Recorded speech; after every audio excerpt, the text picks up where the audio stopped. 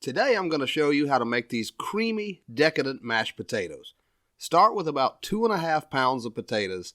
You want to use russets for this. Peel them up. You want to give them a quick rinse after you peel them, like I didn't do here. And then dice them up, kind of medium size. Bring a large pot of salted water to a boil and get the potato pieces in. Test for doneness by crushing one piece with a fork. It should crumble pretty easily. Drain the potatoes, empty the pot, and get it back on the cooktop over low heat. Now we're going to run these potatoes through a ricer. I'll include a link to this one down below.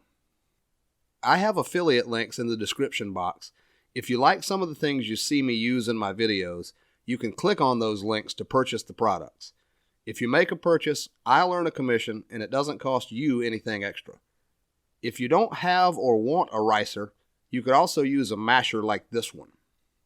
Stir the mashed potatoes over low heat for a couple minutes to evaporate any excess moisture. Pour in some melted butter and stir.